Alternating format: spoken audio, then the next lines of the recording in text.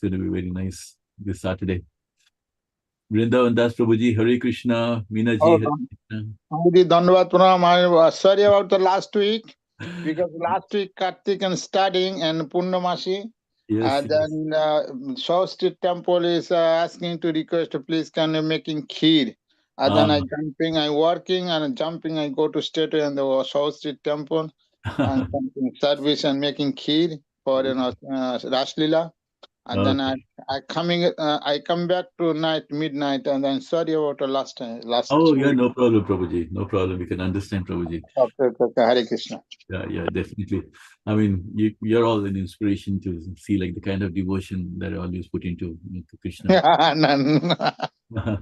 For us, we need because the world outside Prabhuji, it is like so different world that we live in. There's so much of things going on. So I think it's so important, like in Krishna consciousness, to have the support and blessings of elders, and also just to be inspired by us. Ramnath Prabhuji, we can see you now. Yeah, I had the button on my computer. It was pushed off for the video. That's all. Oh, okay, Prabhuji. Thank you. Paritosh Prabhu, Hare Krishna. Hare Krishna. Hare Krishna. Prabhuji, I was just thinking, like, being like Damodar month, shall we do Damodar Skam now or maybe towards the end? Whatever you... No, beginning is okay. Beginning is okay. Ramnath Prabhuji, is it okay? You want to do the entire Damodar Astakam? Is that what you want? Yes, Prabhuji, I was just thinking maybe for today, we can do the... I have Mother Yashoda and Krishna over here anyway. You can do. We can, just go over you can chant it. Yes, but Prabhuji. and then we can read the English translations afterwards. Yes, Prabhuji. That would be really nice. Yes. But then leave out some of the other beginning things before reading the Krishna book. Yes, Prabhuji. We will do the Damodar Skam, do the translation. But that'll take some time. It'll take at least 20-25 minutes to do that. Yes, Prabhuji. Is that okay, Prabhuji, just as a start? Like, it's okay, but I'm just saying. Yeah. You can cut out maybe some of the prayers or something. Yeah, okay, Prabhuji. Okay, Prabhuji. Yeah, as you suggest. Jagannath Prabhu, Hare Krishna. So with your permission, I'll start the Damodar. Hare Krishna, Hare Krishna, Hare Krishna.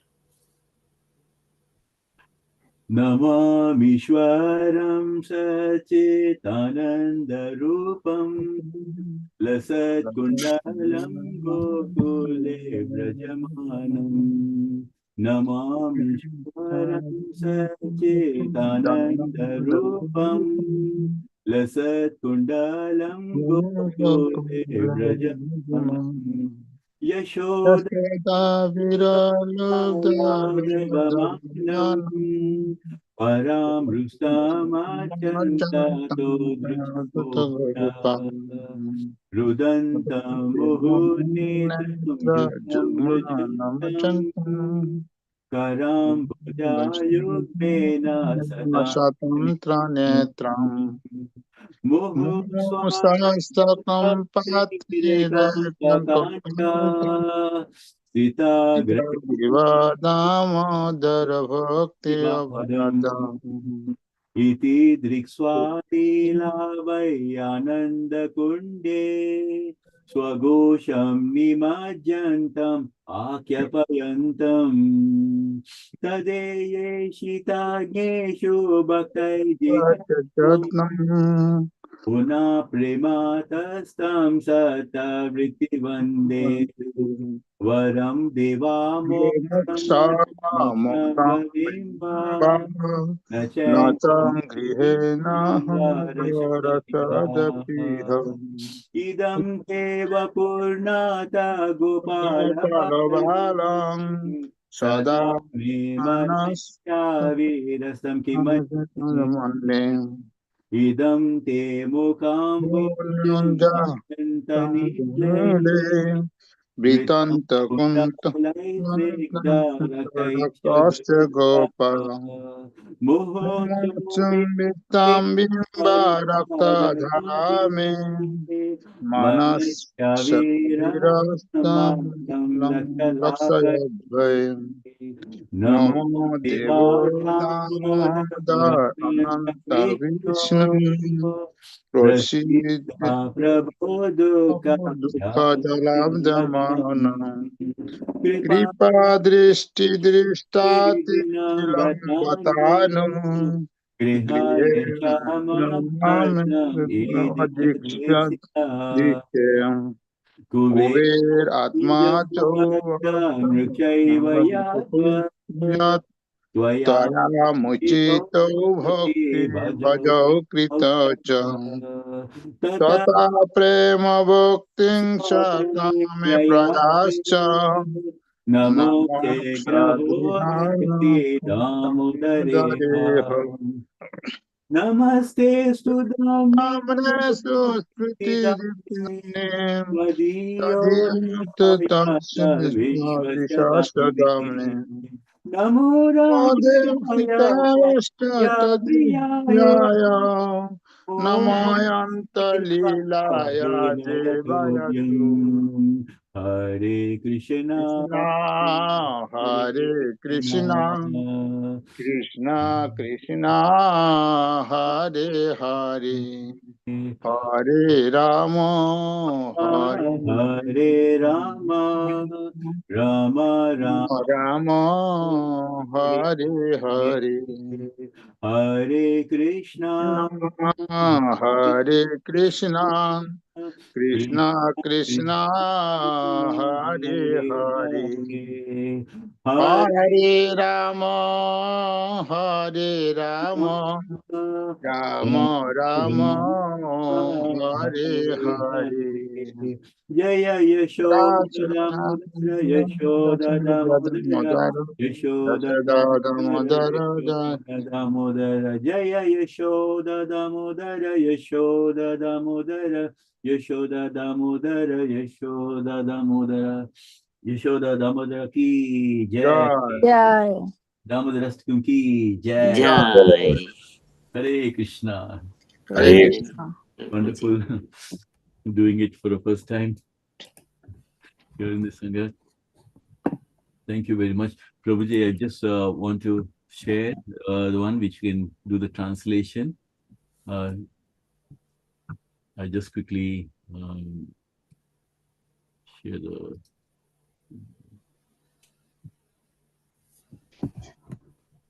yeah, 1 minute.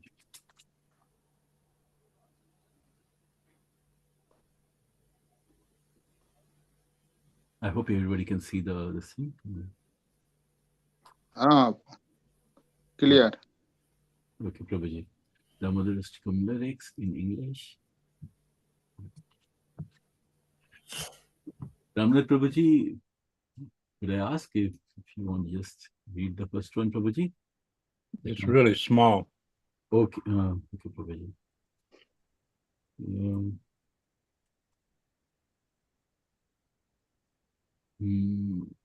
It's to okay. Let us see what's the thing for using the...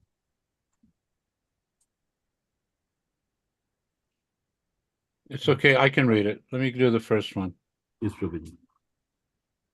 To the Supreme Lord, whose form is the embodiment of eternal existence, knowledge, and bliss, whose shark-shaped earrings are swinging to and fro, who is beautifully shining in the divine realm of Gokula, and who, due to the offense of breaking the pot of yogurt that his mother was churning into butter, and then stealing the butter that was kept hanging from a swing, is quickly running from the wooden grinding mortar in fear of Mother Yashoda, but who has been caught from behind by her, who ran after him with greater speed. To that Supreme Lord, Sri Damodar, I offer my humble obeisances. Hare Krishna. Thank you, Prabhuji. Amoga Prabhu or anyone who would like to read the second one? Hare Krishna. Can I read it? Yeah, Prabhuji? please, Prabhu. Yeah, go ahead. Please. Okay. Second verse. Hare Krishna. Seeing the whipping stick in his mother's hand, he is crying and rubbing his eyes again and again with his two lotus hands. His eyes are filled with fear, and the necklace of pearls around his neck, which is marked with three lines like a conch shell, is shaking because of his quick breathing due to the crying.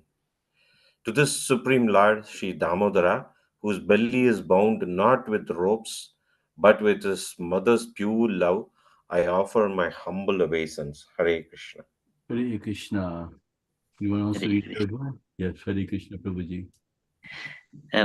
By such childhood pastimes as this, he is drowning the inhabitants of Gokula in pools of ecstasy, and he is revealing to those devotees who are absorbed in knowledge of his supreme majesty and opulence that he is only conquered by devotees whose pure love is imbued with intimacy and is free from all conceptions of awe and reverence. With great With great love, I again offer my obeisances to Lord Damodara hundreds and hundreds of times. Hare Krishna. Thank you, Prabhuji. Anyone wants, Binaji or anyone? Both one? Hare Krishna Prabhu. Hare Krishna. Oh Lord, although you are able to give all kinds of benedictions, I do not pray to you for the boon of impersonal liberation, nor the highest liberation of eternal life in Vaikuntha, nor any other boon which may be obtained by executing the 9 process of bhakti. O Lord, I simply wish that this form of yours as Bal Gopal in Vrindavan may ever be manifest in my heart. For what is the use of me any other boon beside this? Hare Krishna. Hare Krishna. Anyone else? I will read it again, Prabhuji. Okay, Prabhuji. Yeah.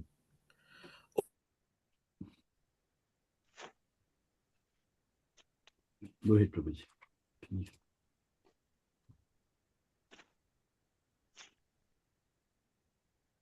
Yeah, you can see it's bigger now. Yes, Prabhuji. Sorry, I got a network disturbance. I'll read it again. Sorry. Okay. O Lord, your lotus face, which is encircled by locks of soft black hair tinged with red, is kissed again and again by Mother Yashoda, and your lips are reddish like the bimba fruit. May this beautiful vision of yours, lotus face, be ever manifest in my heart. Thousands and thousands of other benedictions are of no use to me. Hare Krishna. Hare Krishna. Can I Yeah. read, Prabhuji? Yes, definitely. Go ahead, Binaji. O Supreme Godhead, I offer my obeisance unto you, O Damodara. Damodara. Go ahead, Binaji. I'll just Yes. O Supreme Godhead, I offer my obeisance unto you, O Damodara, O Ananta, O Vishnu, O Master, O my Lord, be pleased upon me. My Lord, be pleased upon me by showering your glance of mercy upon me. Deliver this poor, ignorant fool who is immersed in an ocean of worldly sorrow and become visible to my eyes. Hare Krishna. Hare Krishna. Thank you. Vrindavan Prabhu, or would you like to? Paritosh Prabhu?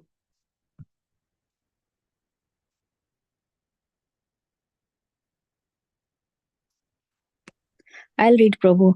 O Okay. Lord Damodara, just as the 2 sons of Kuvera, Manigriva and Nalkuvera were delivered from the curse of Narada and made into great devotees by you in your form as a baby tied with rope to a wooden grinding mortar, in the same way, please give me your own Prem Bhakti. Only long for this and have no desire for any kind of liberation. Shall I continue, Prabhu? 8. Yeah, okay, Prabhuji, Mataji. Yeah, sure. O Lord Damodara, I first of all offer my obeisances to brilliantly effulgent rope which binds your belly. Then I offer my obeisances to your belly, which is the abode of entire universe. I humbly bow down to you, most beloved Srimati Radharani, and offer my obeisances to you, the Supreme Lord who displays unlimited pastimes. Hare Krishna. Hare Krishna, Hare Thank you, Krishna. Prabhu. Thank you, Mataji. It is nice that we, on this happy Kartika occasion, we reading this. Prabhuji, can you share that URL in the chat window? I will bookmark Yeah, it yeah, for my yeah, future. yeah. Sure, Prabhuji. We'll just do that in a minute. Sham, should I do the next one? We just finished the last one. Oh, you finished it. Yeah, I was just calling out you. I mean, I think maybe because you're busy, Prabhuji. Yeah, so I'm just going to share the link for this one, which Prabhu was asking. So if anyone wants to, it's a beautiful prayer.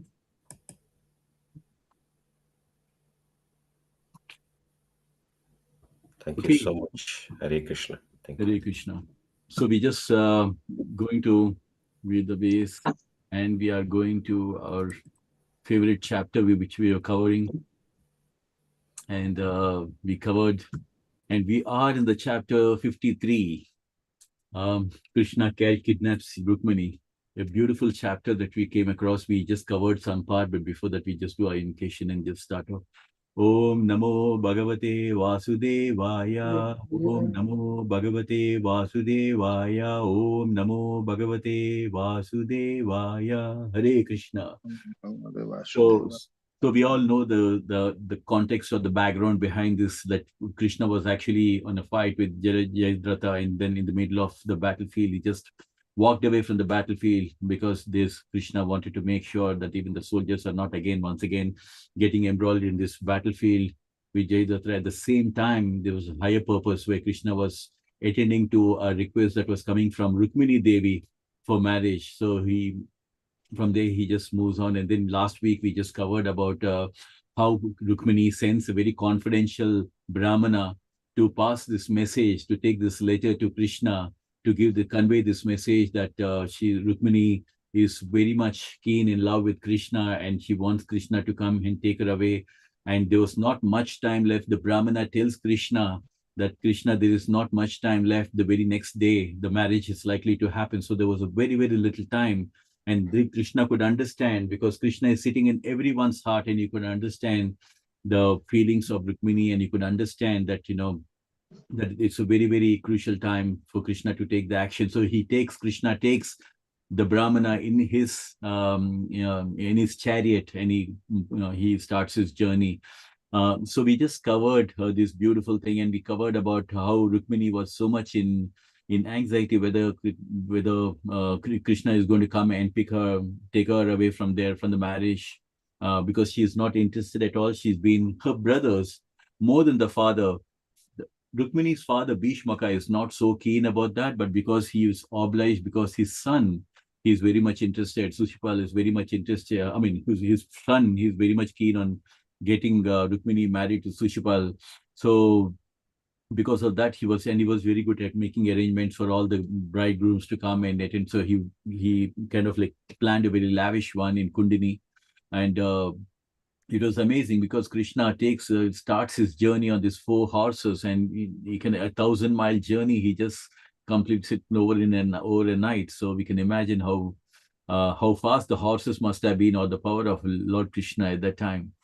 Right. And at the same time, there were like elaborate arrangements were being made in the place, because, even now, right, when somebody is super rich in India, you can see, like we heard about the Ambani wedding and all that, they spent thousands of, lot of money in order to make elaborate arrangements. And can you imagine in Dwapara Yuga, the people were even 1,000 times more richer and lot of fortune and all this. So we can bring to mind the elaborate arrangements that were made, and the kings, they would go and invite all these princes to come and attend the marriage.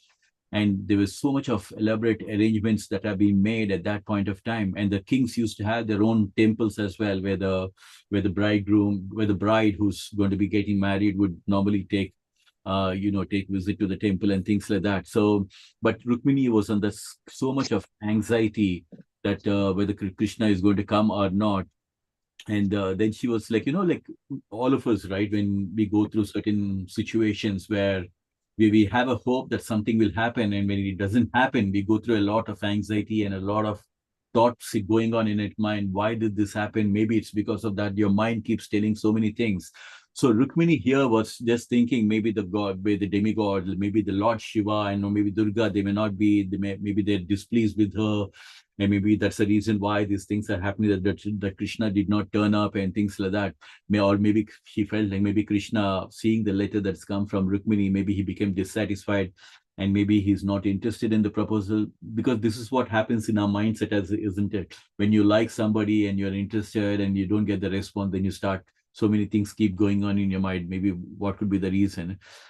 So she was, so many thought processes were going in the mind of Rukmini, thinking that maybe Lord Shiva and Brahma are not being pleased with her and things like that. And she tried to pacify her mind, and in a mode of helplessness, because she knows that there's not much time left for that. And so she was feeling in so much of her hopes are being dashed, and she was shedding tears and in a moment of hopelessness. But then again, some point at that point of time, when she was feeling a sense of hopelessness, she suddenly found the indications were coming up, where the trembling was happening in the part of the body where in her left eyelid, arm, and thighs, they were trembling, because normally it happens, right? And it's so interesting that all this is actually started from the Vedic culture, was starting right from the time of Dwapara Yuga, in the earlier time also. Even now we believe in that, isn't it? When your left eye is a little bit winking kind of thing, we say like maybe this is some sign of auspiciousness or things like that. So these things have been going on from that time, from the Vedic time. And here Rukmini's left eyelid and arm and thigh, they were trembling, which shows that it's an auspicious sign that something positive is going to happen. So that kind of like gave her a good indication. And now, the Krishna sends this Brahmana first to go and convey this message that he has come. And also, when Balaram gets to know that Krishna is going there to Kundini, he also starts his journey to give support for Krishna with this complete military army and things like that. So first the Brahmana, Krishna arrives at Kundini, and then he sends the Brahmana inside the palace to let Rukmini know that Krishna has arrived. And so now Rukmini sees the Brahmana, and she's very happy that Krishna has come to take her. And she does not know how to, show her gratitude towards the Brahmana. And she couldn't find anything, and she just offered her obeisances to him. So she's so overwhelmed and so happy with that Brahmana, seeing the Brahmana, because the Brahmana was sent by Rukmini to meet Krishna and convey the message. So now that he's back, the Brahmana is back, and so she was very happy to see that. And now that Krishna and Balaram had come over there, now Bhishmaka, the father of Rukmini, has invited him. So he's just given a nice reception for Krishna and Balaram as well, giving them washable garments and things like that, and like how it is suitable, because he was very making elaborate arrangement for all the princes. And now here they offered even Krishna and Balaram. But the interesting thing is that the people over there, even though the plan is to get Rukmini married to Shishupal, but the people out there in that kingdom, they were all so keen that Rukmini gets married to Krishna. In fact, they got to know that there is some kind of a indication that Rukmini has sent a secret message to Krishna, that they think that Krishna may come at any point of time and take away Rukmini. So the people out there in the kingdom, they were very, very eager to see, that Krishna and Rukmini, they come together in marriage. So their prayers, again, it's so interesting to see, right? Everybody's here. It is bringing so much to life. Some of these conversations, quote unquote, the people out there thinking, our dear Lord, if you have performed any pious activity, this is the people of that kingdom, Kundini kingdom, just mentioning about it. They're saying that, our dear Lord, if you have performed any pious activities which you have satisfied, kindly be merciful upon us and accept the hand of Rukmini.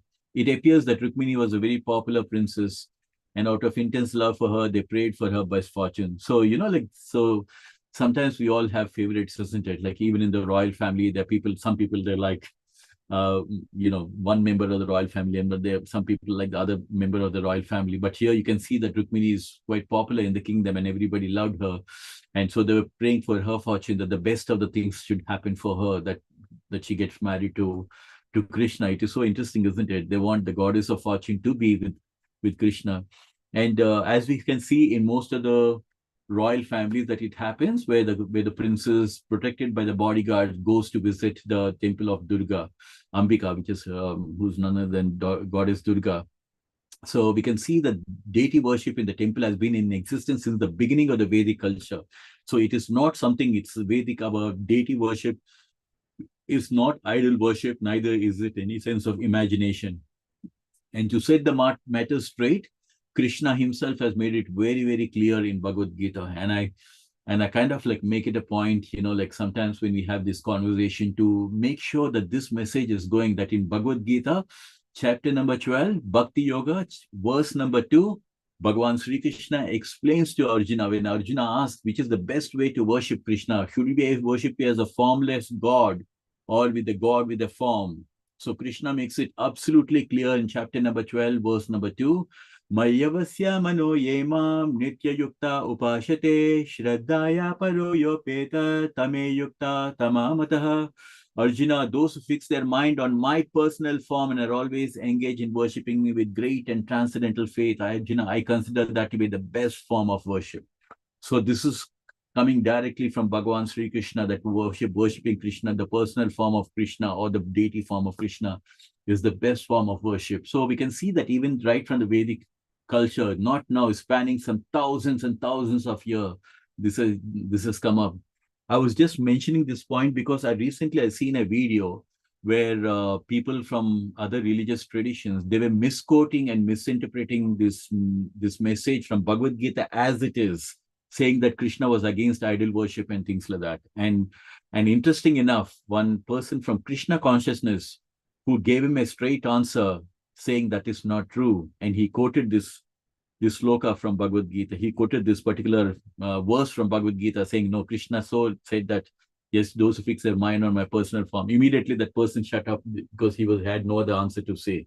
So Krishna conscious people are so important in giving the right message to the society and to the people who are following Sanatan Dharma, because we are carrying this message directly from Bhagavan Sri Krishna, and we are getting this translation directly from our Jagat Guru Prabhupada. So it is very, very important, like we pass on and share this message. So we had to be very clear that this has been part of the Vedic culture. And there is a class of men described in Bhagavad Gita as Vedavada Rata. They believe only in Vedic ritualistic ceremonies, but not in temple worship. Such foolish persons may here take note that although this marriage of Krishna with Rukmini took place more than 5,000 years ago, there were arrangements for temple worship. In the Bhagavad Gita, Lord Shri Krishna says, Yanti Deva Vrata Devan, Pitri Yanti Pitri Vrata, Bhutani Yanti Bhute Jam Mamtuvi. So Krishna is saying, those who worship the demigods go to the planet of the demigods. Those who worship ancestors go to the planet of the ancestors. Those who worship ghosts and spirits go there, and those who worship Krishna will go to the supreme planet of Krishna, and they'll always stay with Krishna. So it is not, all gods are not the same. Krishna is setting it very straight in Bhagavad Gita that there is the end result of worshipping the Upadevatas is different. The end result of worshipping Sri Krishna Bhagavan is different. The end result of worshipping the ancestors is different. So the worshippers of demigod attain to the abode of demigod. So if you're worshipping Lord Ganesha, then you go to the planet of Ganesha. But Krishna says, but those worshipping Krishna Bhagavan go to the supreme planet, which is called as Krishna Loka. There are many persons who worship the demigods and many who directly worship the Supreme Personality Godhead Bhagavan Sri Krishna. The system of demigod worship was directly made to Lord Brahma, Lord Shiva, Ganesha, the sun god, goddess Durga. Lord Shiva and goddess Durga were worshipped even by the royal family. So we can see that this is coming, it's a part of the Vedic culture in those days also, where Lord Shiva and goddess Durga were worshipped even by the royal families, and minor demigods were worshipped by silly low-class people. So we can see that even now in India, like if you go into the deep interiors of Indian villages and all that, they have their own devatas whom they worship, the Kula devatas whom we have and all that. And then again, we have a certain set of people, like, a little bit more advanced. They worship the demigods. And again, people who are carried away by the materialistic desires, they go for the demigods.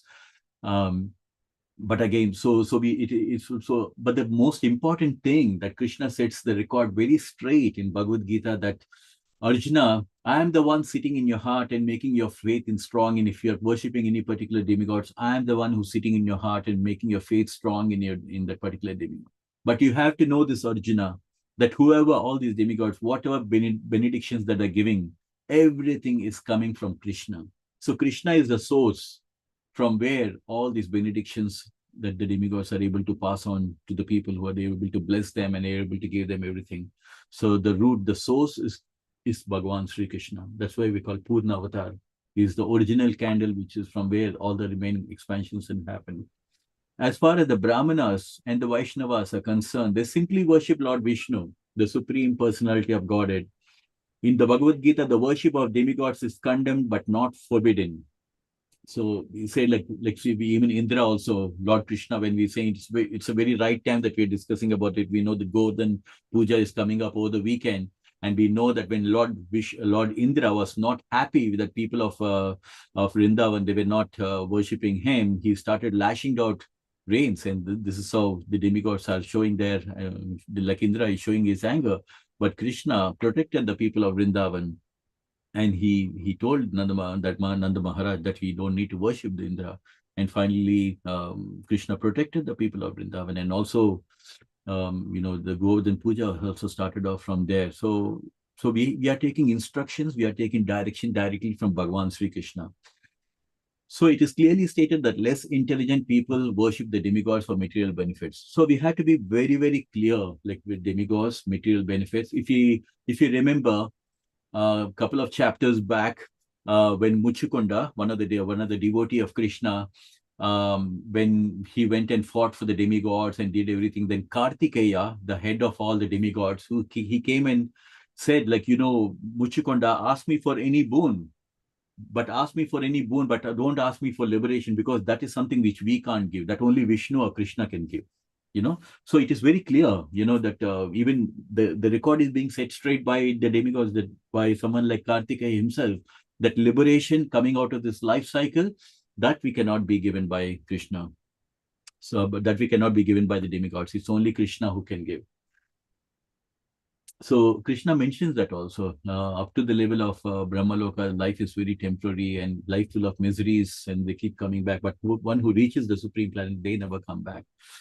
So on the other hand, even though Rukmini was the goddess of fortune, she went to the temple of goddess Durga because the family deity was worshipped there.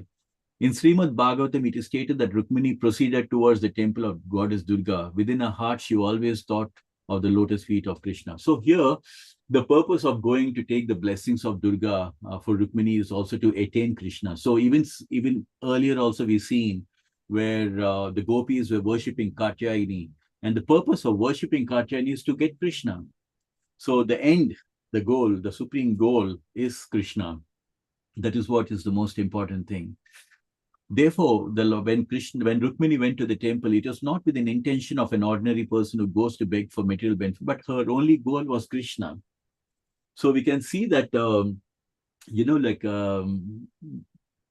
here, it's not about material benefits. She's not asking for any material benefits thing or opulences or anything, but because that's what happens in the material world, isn't it? Most of the time we go, and Krishna himself has acknowledged that in Bhagavad Gita, that there are 4 kind of pious people who start worshipping, and one of them is people who are desiring wealth and material opulences and things like that. So Krishna is aware that these are the kind of devotees. But here, the purpose of going to Durga Devi is to get her blessings to attain Krishna, because if the demigods are pacified, then they will help in attaining Krishna Bhagavan. And as Rukmini proceeded towards the temple, she was silent and grave. Her mother and her girlfriends were by her side, and a wife of the Brahmanas was in the center surrounding her by royal bodyguards. So we can see, like, right, even now it happens, isn't it? When somebody from the royal family comes, she's like, they're surrounded by people just to make sure that nobody even comes near. This custom of would-be bride going to the temple of the demigods is still being practiced in India. Yeah, we do have that, isn't it? Even now, the tradition is like that. As the procession continued, various musical sounds were heard: conch shell, drums such as panavas, and bugles of different sizes such as turias and barrels combined to make a sound which was not only auspicious but very sweet to hear. So we can see like some others. I mean, anything that is something like this is our itihas, right? This is the true thing, that events that have happened. This is almost like we are just reading the stories of our super ancestors, right? Because everything is coming from there. Our traditions are coming from there.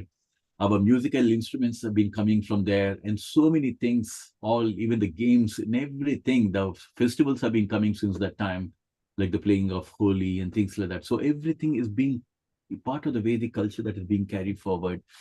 And we can see that even those days even had much ones, like many times I don't even know the Sturias and Veris. Maybe they had a much more better instruments at that point of time. And thousands of wives of the respectable Brahmanas were present, all dressed with very nicely with suitable ornaments. So we can imagine the opulences in those days. Even if now people could be so rich and so nice, grandly dressed up, we can imagine in those days how people were, how beautiful they must have been looking. And they presented, the wives of the Brahmana, they presented Rukmini with flower garlands, sandalwood pulp, and a variety of colorful garments to assist her in worshipping Lord Shiva and Durga. So we had to take this from the Vedic culture that, even someone like, or the stature of Rukmini also was actually doing this Durga, but keeping in mind the goal was Krishna. So, and sandalwood seemed to be like a very big part of the Vedic culture, isn't it? We've seen earlier also where when Lord Krishna was there in Mathura also, when he went to that, went to one of the lady who was really having a lot of lust for Krishna, and she also smeared this sandalwood one. And so it seems to be like a part of the, a culture, Vedic culture, that, applying sandalwood paste and things like that. And some of these ladies were very old and knew perfectly well how to chant the prayers to Goddess Durga and Lord Shiva. So followed by Rukmini and others, they led the prayers before the deities. So we can imagine, right? I mean, a lot of things had got diluted in Kali Yuga, right? In Dwapara Yuga, we can imagine the people, the Brahmanas, they're so good at chanting even the Vedic prayers. And these prayers of the Vedas are so powerful that if there is a drought and you pray from the Vedas, immediately the rains used to start falling. So that's the kind of effect of the transcendental sound vibration coming from the Vedas. And I was just watching a video where Prabhupada has mentioned about how powerful these Sanskrit mantras are, whether it's from Bhagavad Gita, whether from the Vedas, they're very, very purifying. And because this whole universe, everything started with the sound vibration, right? The Om sound. So this is very, very, very, very important. The Sanskrit mantras and the sound, they have a very transcendental, they purify our consciousness just by even listening, Shravanam. So followed by Rukmini, so the wives of the Brahmanas, they were offering prayers before the deity. And Rukmini herself has offered her prayers to the deities. And quote unquote, Rukmini is praying, "My dear goddess Durga, I offer my humble, respectful obeisances unto you, as well as to your children. Goddess Durga has four famous children, two daughters, the goddess of fortune Lakshmi and the goddess of learning Saraswati. Those are the two daughters. And then two sons, Lord Ganesha and Lord Kartikeya. They're all considered to be demigods and goddesses. Since goddess Durga is always worshipped with her famous children, Rukmini specifically offered her respectful obeisance to the deity in that way. However, her prayers were special. Ordinary people pray to Lord Goddess Durga for material wealth, fame, profit, strength, and so on. Rukmini, however, desired to have Krishna for her husband, and therefore prayed that the deity be pleased with her and bless her with that benediction. So we know that even now, right, in especially in West Bengal, I'm sure Sanjit Mataji would agree with that. Durga Puja is a big thing in West Bengal, right? I mean, it's like national. Everybody knows, like in West Bengal, especially it is famous, and they have huge vigraha, or murtis of Durga Devi, and they worship in a very, very grand way.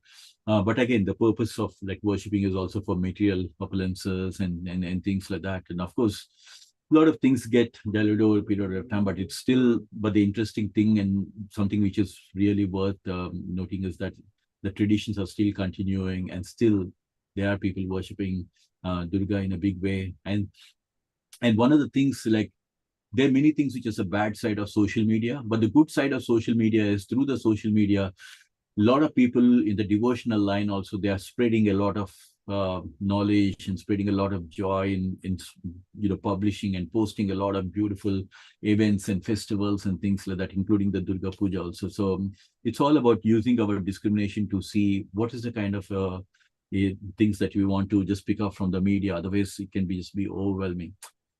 And since Rukmini, she has desired only for Krishna, her worship of the demigods is not condemned.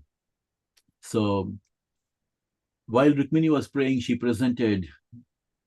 And so Rukmini, however, desired to have Krishna for her husband, and therefore prayed that before the deity be pleased with her and bless her with the benediction. And since she desired only Krishna, her worship of the demigods is not condemned. While Rukmini was praying, she presented a variety of items before the deity, chief of which were water, different kind of flames, incense garments, garlands, and various food prepared with ghee, such as puris and kachauris. She also offered fruits, sugarcane, betel nuts, and spices. With great devotion, Rukmini offered them to the deity according to the regulative principles directed by the old Brahmana ladies.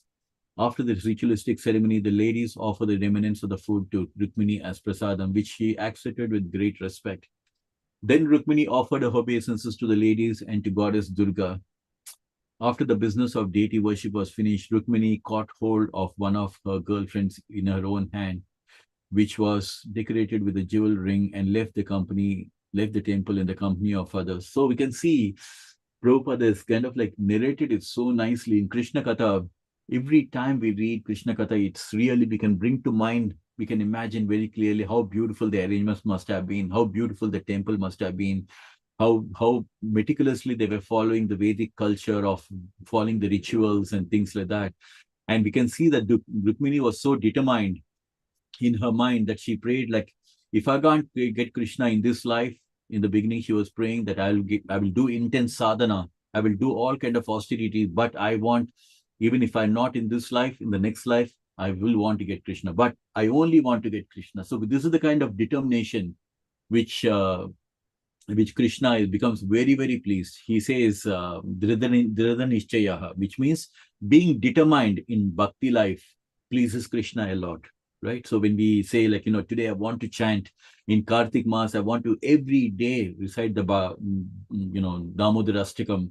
Every day I want to chant the holy names of Krishna. This small determination that we can show to Krishna pleases Krishna very much. So we can see that now Rukmini has offered obeisances. She has done her prayers to Durga, asking her to bless her for marriage with Krishna. And this is the same thing we've seen earlier, or the gopis also, they were praying for the benediction to Katyayani to get married to Krishna. And the same thing is following here. And all the princes and visitors who came to the Kundina for the marriage as assembled outside the temple to see Rukmini. So we can see that in those days also. So it's a very royal kind of ambience. We can see that Rukmini was going there from the palace to the temple to do the puja and come back. And then we see the princes who are well assembled, because Bhishmaka, who's the father of Rukmini, has invited so many princes from all around the country. So they're all come out there. So the princes were very eagerly waiting to see her, because they actually thought that, because each one who has come out there, they were just maybe thinking they would have Rukmini as their wife, because they were struck with wonder seeing Rukmini, because they were thinking, like, she's manufactured by the creator to bewilder all these chivalrous princes. So you can imagine, normally as it is, people from the royal family, I'm sure, like a lot of girls also, they must be pretty. But even such kind of a royal princess also, who have been seeing many princes, they're still even stunned seeing Rukmini. So we can imagine how beautiful it is. Her body was well constructed. She was very thin, hips, and there's a description that's given. She pink lips, and the beauty of her face was enhanced by her hair and things like that. So this bodily luster and beauty of Rukmini appeared as if it's painting. So we can see, right? Sometimes when you see these beautiful paintings of, in fact, we have some back home, we have a very famous artist who paints beautiful pictures of this olden days kind of a tradition kind of thing. And sometimes we wonder when you see these pictures. Ravi Varma, I think he's a painter. He's a very well-known one. And we used to think, like, do we have such kind of girls exist in real life? Because the paintings looks like these kind of girls don't exist at all. But here we can see that the Rukmini was looking like one of those great painters done by those painters. And although the princess and her beauty was specifically intended to attract the attention of Krishna, Although the princess gazed upon her beautiful features, she was not at all proud. So Rukmini was very cool about that. She was not, even though everybody, all the princes were just so enamored seeing her. Her eyes moved restlessly, and when she smiled very simply like an innocent girl, her teeth appeared like jasmine buds. So we can see how beautiful the description is. So sometimes we can, like when we speak of our ancestors, or we see some old pictures, we see like, oh my God, they were so beautiful at that time. So we can, but this description that is given in Krishna Katha is so beautiful that it brings to our mind how beautiful Mother Rukmini must have been at that point of time. Goddess Rukmini must have been at that time, that her teeth appeared like the jasmine buds. Just a few minutes back, we seen like how Krishna's lips were compared to the bimba fruit, right?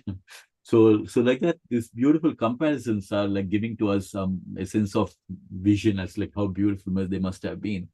And expecting, because Rukmini is expecting that Krishna is going to expecting Krishna to take her away at any moment. She proceeded slowly towards her home.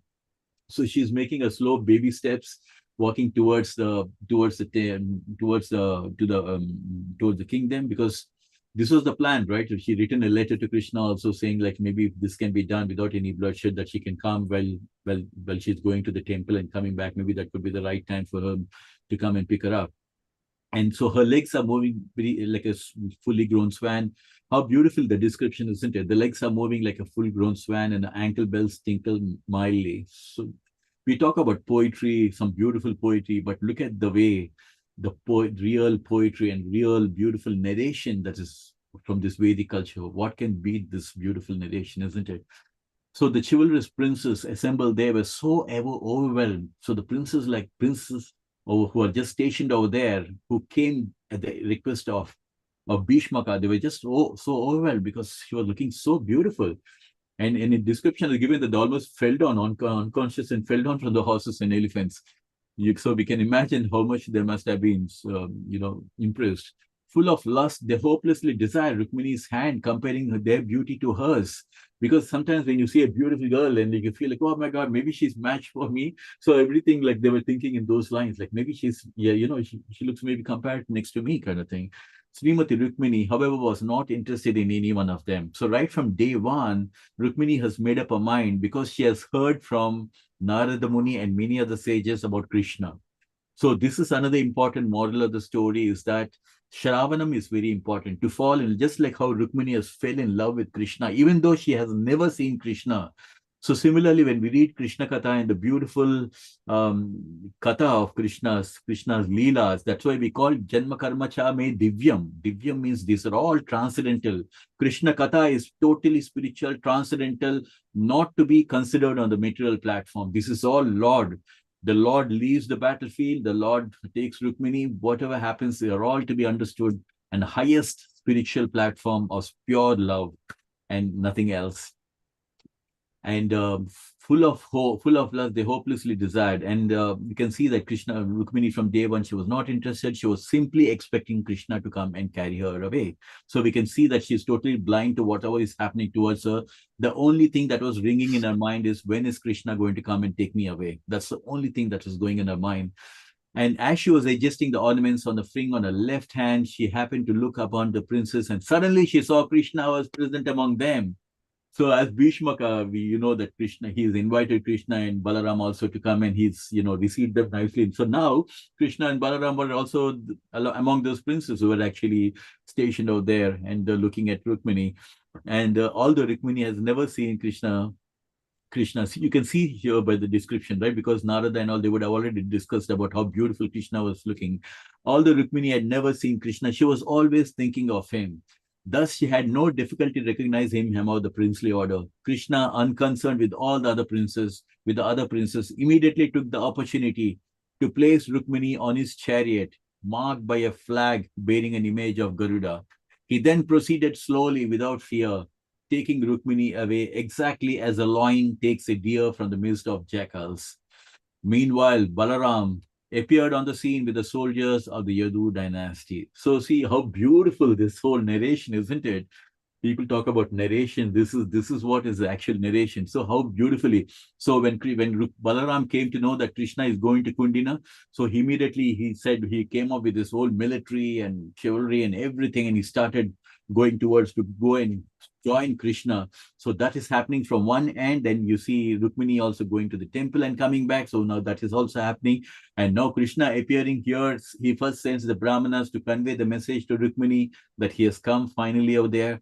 And then now after that, he's standing among them, and you can see how royally he just goes and takes Rukmini puts her on the chariot, and slowly, normally when you do something like this, like, many times when you're going and doing like something like snatching away something, you would just take and run away, isn't it? You see that normally happening in many, many places and many instances. But here, Krishna, even though he was in the middle of all the people, and keep in mind, the people who are stationed out there, they're like the likes of Shishupal, Jaradatta, and all and company. So this is like a proper D company, demonic king's company. So all of them are stationed, but Krishna is totally, he's not even bothered about all these things. He's just come for a purpose to take Rukmini on this, and you can see that he's marked by the image of Garuda. And such a royal thing, isn't it? And then he slowly takes away. He's not away in rushing away. And what an apt analogy, right? We see, like, in some of the beautiful videos where when the lion comes, he just takes away royally and walks away. And there's so many jackals also, they come. They just get scared when they see the lion. Like, when they might try to grab a share of the deer that's being killed, they cannot, but they dare not come forward when a lion is coming to pick it up. So we can imagine how powerful Krishna was. Krishna was as beautiful as powerful as well. So I really like this kind of two sides of Krishna. On one side, Krishna is holding a flute, but at the same time, the same Krishna is also holding a Sudarshana Chakra to put an end to all the demonic people. Flute for the devotees, Sudarshana Chakra for the demons. Similarly, you have Krishna so nicely appearing in a form of a deity. At the same time, Krishna also showed his universal form to Arjuna with a great warrior like Arjuna, who even fought with Lord Shiva and even gained the Pashupati Astra. Even he was scared seeing this beautiful universal, this massive universal form of Krishna. So Krishna has that kind of wide range, like where on one side he's so sweet, and on the other side he can show his universal form that you cannot even dare to see the bodily effulgence, the Brahman effulgence that is coming out of Krishna. So here there's so many different shades of beautiful distinct attributes of Krishna. So we can see that. And now Krishna is taking away, and now we see that Balaram also appeared on the scene. What a kind of a support, and what a kind of a beautiful it just brings to mind how beautiful it has to been. And finally, Jarasandha, who had many times experienced defeat by Krishna. We've seen, right? 17 times Jarasandha was defeated by Krishna. And even though Balaram wanted to put an end, Krishna said, okay, Janido, you just leave him, let him go. And he would again go, and he would be encouraged by his friends, and he would again come back with a bigger army and again come and fight Krishna. Again, he would get defeated. So like that, 17 times he got defeated. So 18th time when Krishna ran away from the battlefield, he called it Ranachora, somebody who ran away from the battlefield, but he ran away from the battlefield because he wanted to go and attend to Rukmini's letter, and not because he's afraid of Jaradatta, because Jaradatta, he's defeated him so many times. So that is why we call Sri Krishna as Bhagavan. Bhagavan means unlimited opulences, which means one of the opulences, unlimited renunciation, that he could just snap off and just leave the battlefield and just go away like that. And we can see that how Krishna, whatever, so these are all one of the opulences of Krishna, that he can just leave and so Jarasandha, who has many times got defeated by Krishna, he's roaring over there because he's there, one of the attendees, one of the guests who has come over there. How is this? Krishna is taking Rukmini away from us without opposition. What is the use of our being chivalrous fighters with arrows? My dear princess, just look. We are losing our reputation. He's just like a jackal taking booty from a lion. So here you can see, like, actually Krishna was like royally taking Rukmini in the middle of all these opponents. But on the other hand, and also you had to keep in mind that somewhere it was leaked that, like a question paper getting leaked, and information got leaked that maybe Rukmini must have sent a messenger to Krishna. So they were expecting, somewhere they got the message that maybe Krishna could come and take away Rukmini. So they were fully armed. So they were knew that Krishna is going to come at any time. They knew that if that's going to happen, then we'll have to be prepared. And they were all ready actually for Krishna. They were just prepared that if Krishna may come at any time, and that they may have to just go and face Krishna. So that much it looks very inevitable. So here we can, so even though they were demoniac, they're all from the kings, even though they're opponents or not. So we can see that how Jarasandha, who's already been defeated by Krishna so many times, and now he's not able to take it, that Krishna is just, all this is happening right from in front of his eyes. We've seen that earlier he was just chasing Krishna all the way, and Krishna and Balaram, they just left the battlefield from there, went up the mountain 84 miles, and they just jumped from there. And Jarasandha set the whole thing to mountain to fire, and he thought maybe they're all died actually over there. But that was not the case. Krishna and Balaram can do anything, super feats. They can, at the age of 7, he can lift the Govardhan hill. At the age, at such a young age, and when he was fighting with here, he was even jumping from 84 miles mountain also. So Krishna can he do anything? And this is the belief that even not a belief, but Prabhupada was nicely explaining what is the thing like about Krishna, and there was some comparison saying that, well, the people of Vrindavan, for them, it was so normal. Krishna, if somebody tells that Krishna went and killed Agasura, or anyone like that, for them, it was like, okay, yeah, Krishna can do anything, For them, they are so used to seeing the super feats of Krishna, whether it's lifting Govardhan hill or whether killing of the demoniac people. So they had so much of love for Krishna, and they were always looking up to Krishna. That's the most important thing to understand. So here, we are ending this chapter on the note that Jarasandha is now very furious and quite upset that Krishna is just taking her away in front of their eyes. And now he's kind of instigating all these princes, just like we are losing our reputation, because all of them, they come from the king's family. So seeing somebody taking away in front of the king, it's like, normally the Kshatriyas, they're supposed to be like very kind of like, aggressive, and someone who can't take any insults and things like that. So we can see that that's the kind of a mood. It's very interesting. When Jarasandha was defeated by Krishna, Jarasandha's friends were instigating him, don't worry about one losing and all that. Go ahead, and you are a warrior. You can go and face him again and all that. And now Jarasandha is instigating his other friends to tell, like, how could he just take away in front of us? We are losing our reputation, because people are going to say, like, what kind of Kshatriyas you are. In front of you, Krishna has just taken away your Rukmini, and who's supposed to get married to Shishpal. So I just want to end over here. We just crossed 9 o'clock. So in respecting everybody's time, and I just want to stop over here and just ask any of your realizations or corrections or anything. Hare Krishna. Ramana Prabhuji. Yeah, Hare Krishna.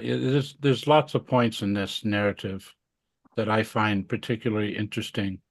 The first one I want to talk about is something that Prabhupada only mentions once that I know of in his writings or in his teachings, and that is there's 4 children to Shiva and Parvati. Who are those 4 children? Why? We usually think of 2 children, right? Yes. Ganesh, Kartikeya. Yes. But he adds on to that list 2 daughters, Lakshmi and Saraswati.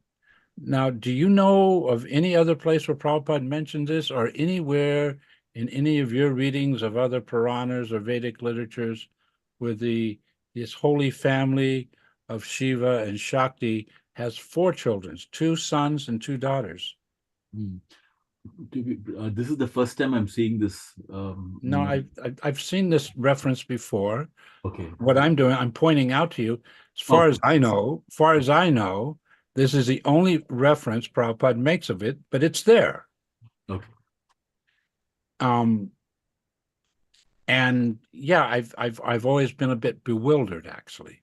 What does it mean that the family of Shiva and Durga is 4, 2 sons, 2 daughters? Does anyone else have any insights on this?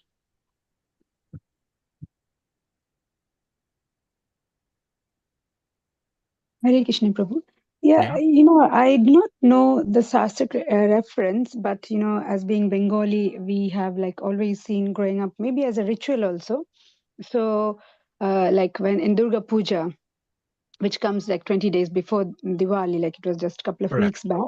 So then if you see the murtis, how it's arranged, the Vigraha, it's on the right side of Durga, there are two daughters, first Lakshmi Devi and then Saraswati Devi, and on the left is first Ganesha, Lord Ganesha, and then Lord Shiva. So, sorry, Lord Well, Kartikeya. Saraswati and Lakshmi are there, but are they portrayed as the daughters of Shiva and Yes, Shakti? so the story, I mean, the story that we have heard is like the goddess Durga, she is coming on earth, like she resides in Kailash with Lord Shiva, and she comes with four of her children. So to spend these 4 days in earth, like with her family, but in the meantime, this one of the demons, like Mahishasur, he's called. So Yes, he comes yes. and he does Tandav, I mean, destruction. And then on the second Ashtami, which is the 8th day, I mean, then she kills that demon and saves the inhabitants. So maybe what I'm thinking is, I don't know, maybe Prabhupada being a Bengali and growing up there, so he must have seen that, like we even now, like it's been the practice for many, I mean, time immemorial, like Bengalis, like 200 300 years, some of the Durga pujas are that old and they still follow that tradition. So maybe Prabhupada with that reference, but the Shastric lesson, I mean, because they do, Chandi part, like, I mean, Goddess Durga, her another name is Chandi, how she, I mean, Vishnu, how she got her 10 hands and how the different weapons were given. It all comes Yeah, from, there's different forms of Durga. yeah. So And in the worship of Durga, many times I'll have Lakshmi and Saraswati there. I was just never aware that the Indian or the Vedic or the Hindu mentality is that they're actually the daughters of Shiva and Shakti. yeah, In other actually, words, we found it confusing because when we read other shastras, I mean, Lakshmi Devi, we know it. She came from the, Samudra Manthan, like churning of the ocean, and then when yes, we exactly. That's another reference. and then when similar different story with Saraswati, but when we read this, so that's why these different Vedas and Puranas, they, I mean, sometimes it's conflicting, and because we haven't read all that and nobody has explained us. So there still lies a gray area. So I agree with you what you are saying. So we still have Anyway, that dark. I certainly accept it. It's in Prabhupada's books, but there's no other reference in Prabhupada's books to elaborate or clarify or substantiate what he's just written here in KrishnaBook. So, yeah, I mean, we accept it, but yeah, again, most people, when they think of Shiva and Shakti, yeah, Kartikeya, Ganesh, but that's it. I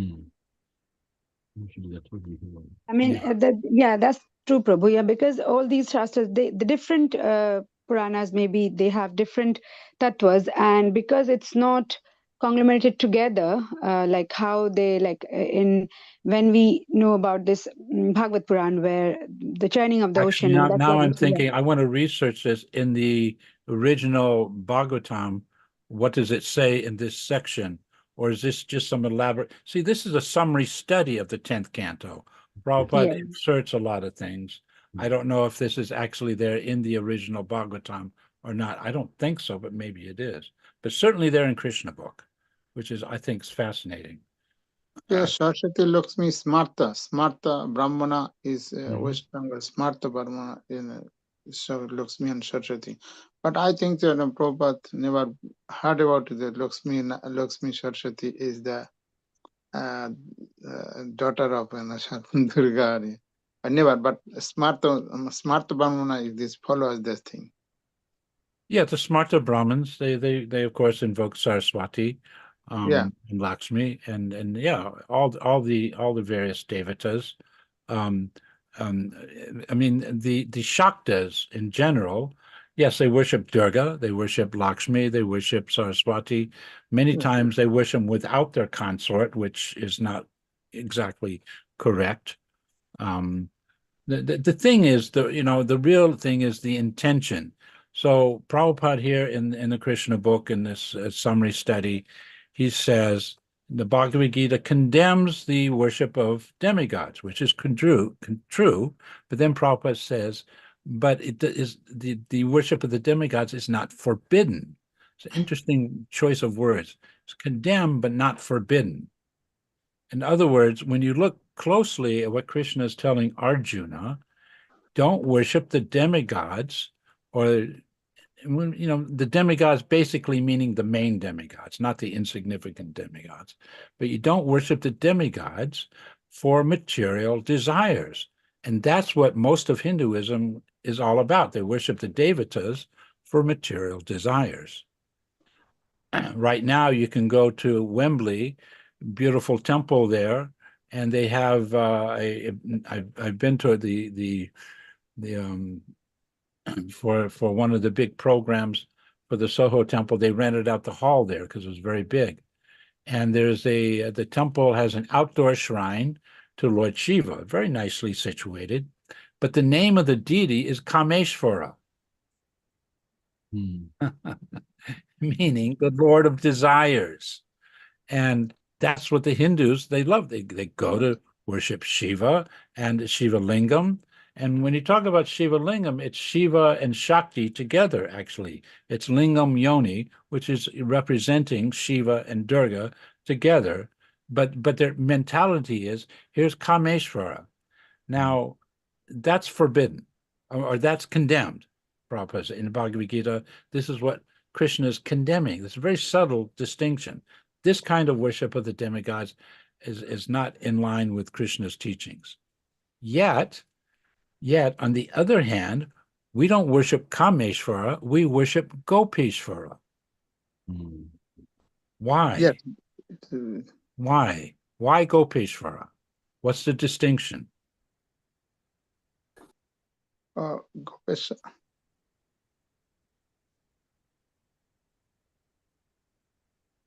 They have their Kameshvara. In fact, I think it's brilliant marketing strategy, right? Because everyone's full of kama, everyone's full of lust, everyone's full of desire, and they go to Lord Shiva for that fulfillment. And they know he's Ashutosh. He's very quickly satisfied. So yeah, in terms of Sanatan Dharma, they're attracting the Kali Yuga mind to come and worship Lord Shiva for their desire fulfillment. We don't do that. We go to Gopeshvara. This is for the focus of the followers of Chaitanya, Srila Prabhupada, the Goswamis. Gopeshvara Mahadev is our focus because Gopeshvara is that aspect of Lord Shiva that will actually help us advance in our Krishna bhakti. Enter Vrindavan, enter into a closer understanding of Radha and Krishna, ultimately enter even into the understanding of what is Rasa Lila. Yeah, Bongshibot. Yeah, exactly. So it's the real understanding is it's a matter of intention, of desire. So Prabhupada says, Krishna in the Bhagavad Gita says, condemns the worship of demigods. Rightly so. Why? Because everyone goes to the demigods for material purposes. But it's not forbidden. So here, Rukmini, of course, it's also explained, this is part of her, the royal family deity was Durga, but she's worshiping Durga to get Krishna. And right after the Durga Puja, the business of the puja was over, and her desire fulfillment practically immediately was satisfied. Krishna comes, snatches her away. Actually, sorry, in a Kattayani Puja, Kattayani is Durga Puja, a Durga Ma, and Kattayani Puja, all is Katyayani is with the gopis. We're talking about Rukmini here. She's worshiping Durga. Katyayani is Durga too. Katyayani is another topic in one sense. Katyayani Vrat comes at the end of Kartik. That's a very difficult Vrat, if you understand what Katyayani Vrat is about. But here, it's just a simple Durga Puja, you could say. It's part of the Vedic culture. It's right there in KrishnaBook. But it's a mentality. My point is, it's the mentality of Rukmini was okay.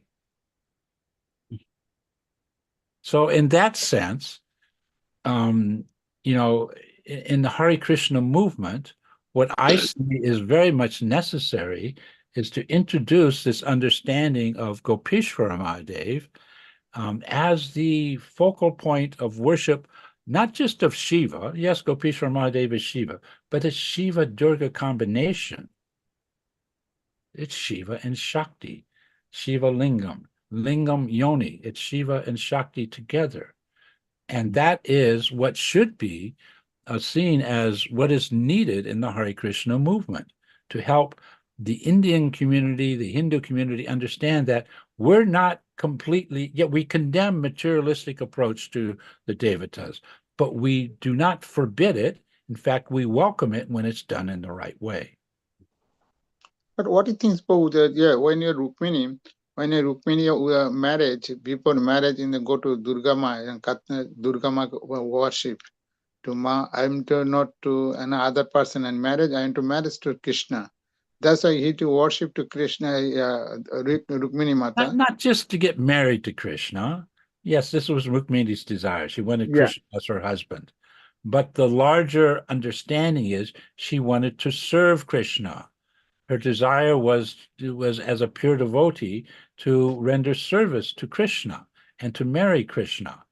And as with the gopis with Katyayani, to marry Krishna, to serve Krishna. So not that we want to marry Krishna necessarily, but in order to serve Krishna, the devatas can assist if we approach them correctly. In my article on Gopishwar Mahadev, I very quickly and succinctly stated there's a correct way and there's a wrong way to approach the demigods. That's what Arjuna was listening to. Krishna is saying, don't approach the demigods in the wrong way. Now, did Krishna tell Arjuna, now I'm going to give you some special knowledge how to approach the devatas in the right way? No, that was not the appropriate time. The appropriate time comes out in the Bhagavatam, not in the Bhagavad Gita. So my point is, many times when the devotees talk about the issue of demigod worship and Krishna consciousness, they give half of the story only, half of the understanding, which for many people, they get turned off from the Hare Krishna movement because they want to worship Shiva, they want to worship Durga, or even Ganesh has his place also. Ganesh is another topic. The 6 Goswamis in Vrindavan incorporated Ganesh in their main temples to Radha and Krishna, not as a deity, but as a murti above the doorway leading into the temple. Because Vrindavan is a four Shiva is famous, and Bhuteshwar, Gopeshwar, Kameshwar, and Nandineshwar. There's 4 corners, 4 in Shiva in worship to protection for there's Krishna. many Shiva lingams in Vrindavan. No. That is the 4 Shiva is the best, most important 4. So 4 corners and Vrindavan in Krishna protection and 4 Shiva on Bhuteshwar, first in Mathura. Yes, Bhuteshwar and Mathura, correct. When you go to enter to Vrindavan, first Bhuteshwar can worship, worship and also blessing to Bhuteshwar. Then you go to enter to Vrindavan. Correct. This is actually what Rupa Goswami has said, and I point that out in my article as well. Yes, Bhuteshwar first, correct. Yeah, also second is a Gopeshwar. Gopeshwar when it's a Vrindavan in Gopeshwar. And with the Govardhan, not to Govardhan, that is Kameshwar. Huh? That's which? That's the Kameshwar Mahadev. Kameshwar. When a Sanatana Goswami, when they left in Vrindavan, and then it go to in Govardhan, then it's a Madan Mohan, Lord Madan Mohan is a why he left in Vrindavan. I like to Sanatana Goswami, and Sanatana and too much giving mosquito and giving to in Sanatana Goswami and Gopesh Kameshwar Mahadev. That's Chakalishvara. Chakleshwar. Yeah, Chakleshwar. Then another corner is a Nandineshwar, Nandagram. There's Nandeshwar, there's Kameshwar. Yes, there's quite a few. But the main, the problem is for the Hare Krishna devotees, because it gets too complex, they kind of throw up their hands in frustration and say, forget it, I'm just worshiping Krishna. My point is, for ISKCON to actually grow into its next potential phase of the movement, they can incorporate shrines, outdoor shrines, not inside the temple, outdoor shrines, to Gopishwara Mahadev. This has already been done in Hungary by Shivaram Swami. There's a second shrine that's going to be installed in Germany in a temple community called Golokadam. So for me, it's just a matter of time before devotees catch on that actually, for the community that understands these things correctly and has the proper Vraja Bhakti mood, which means worship of Radha and Krishna, and not just Radha and Krishna, but also Govardhan Shila, that also creates a kind of a triad, Radha Krishna, Giriraj, and Gopishwara Mahadev. It creates the right mood for incorporating Lord Shiva, and Durga. Now, we're not going to be worshiping Durga as like in, Durga Puja. No, that's inappropriate. But in enlightened, ISKCON communities, I see absolutely no reason why they, at this point of time in the Hare Krishna movement, they can introduce Gopishwara Mahadev with the proper understanding that we're worshiping Lord Shiva to advance in Krishna Bhakti. That's the one caveat. Because Gopeshwar Mahadev, you can go to inside to in Rasa Leela. Yeah, Rasa Leela, but the point is, this is our philosophy. Rasa Leela simply means intimate connection with Krishna. Yeah, And Lord Shiva helps in attaining the entrance into Vrindavan, entrance into a mature understanding of Radha and Krishna, ultimately an understanding of Rasa Leela. So, but it's done through the agency of Shiva, and this specific aspect of Shiva is also very unique. It's Sada Shiva. It's not an ordinary Shiva.